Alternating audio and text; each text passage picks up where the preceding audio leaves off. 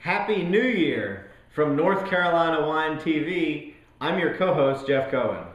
It's 2010. Whoop, whoop. That's me throwing confetti. I'm your other co-host, Kip Bodner. Happy New Year. That's right. It's Food Friday. The hungover edition. That's right, where we come back and we take wine that we had on New Year's and New Year's Eve, and we come back and we try it again with food left over from New Year's Eve.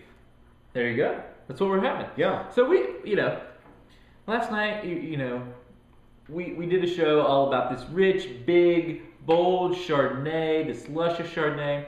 You know, it's Friday. It's New Year's Day.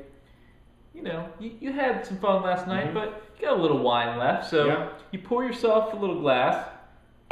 You have a little sandwich tray left over. You know, you have some bread, in our case, a croissant, a little meat, a little cheese, rocking a little sandwich action. While you're sitting in front of the TV watching some football. There you go. So, we're watching North Carolina Wine TV on the computer. So we thought this would be a good matchup. Partially because this is a big, buttery, bold Chardonnay, and the butteriness of the croissant we thought would go really well with it. So we're going to see how that works out. So the subtitle of this episode is North Carolina Wine TV, the Butter episode. The butter episode. And we have a nice two little lemon cookies for dessert here on Food Friday. He said, I'm going to have a lemon cookie with my sandwich. Would you like one? To which I said, of course. Well, you got some leftover cookies on a cookie tray somewhere. Well, and this Chardonnay had some nice lemon characteristics, so we thought that could rock well with it too. So, without further ado, how do we do this, Jeff? This is your first time. Welcome to 2010. Welcome to North Carolina Wine TV, and Jeff is going to explain Food Friday. That's right. In 2009, we developed some traditions. We don't call them rules here. We don't have rules. That's right.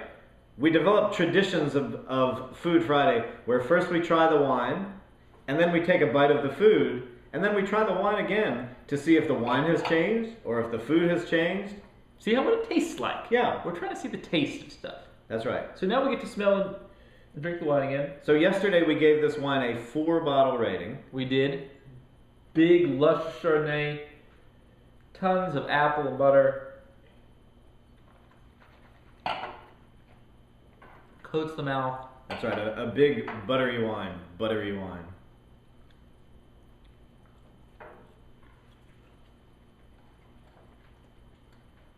Now we're chewing.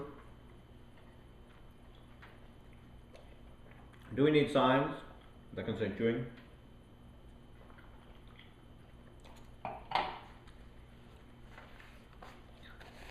That croissant changed things up, ladies and gents. Don't be fooled. Changed it up, didn't it? Yes, it did. Tell people out there how it changed it, Jeff. It actually made the butter go way down. It did. Yeah, took down the butter. But it made the wine much crisper. Yes, it did. It took the oak out of the Chardonnay. Is really what it did. Gives you a completely different wine. We'll talk with our mouth full. But the body of this wine drops a ton.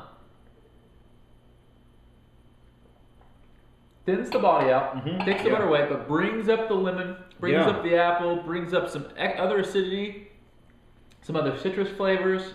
You get at the... It actually makes the wine taste cleaner and purer. It does. I mean, you can almost taste the Chardonnay grape from the vine in this type of pairing. So for me in that, I like it. Right. And I like it a lot. And that's actually a very interesting point. For this pairing, for us, it makes the wine better. But if this big, bold Chardonnay was to your taste, this pairing wouldn't work for you. You may not like the fact that it's been kind of brought down. That's right. Brought back down to 2009 levels. Yeah, it tastes much more like a stainless steel, crisp, clean, buttery Chard. So, I'm going to try a little cookie. This cookie has got some lemon filling. Wine first? I always had some wine.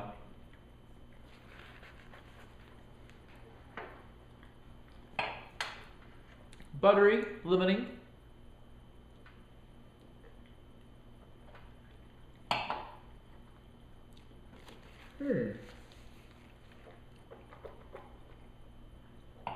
that cookie takes the wine down another notch, I think.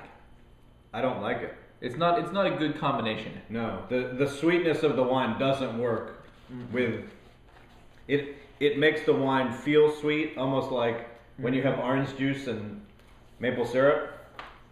Like the times where they don't work together. It's not a good combo. Yeah. Sandwich much better. Yeah. So I'm gonna eat my sandwich. It's a good food wine. I have to say, it does work well with food. We go with a host of dishes. Be really good with seafood, some light pasta. I mean, all your classic white wine pairings. I think this would do really well with. It's just some bread and butter even would go really well with it. But not a lemon cookie. That just doesn't work. But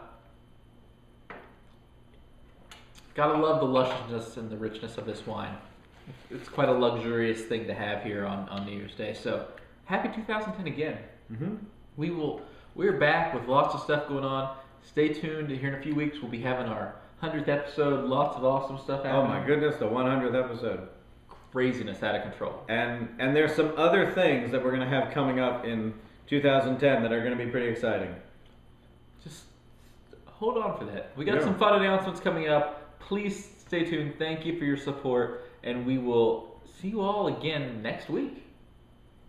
Here's to the Old North State. Hey. I said it. Happens once in a while.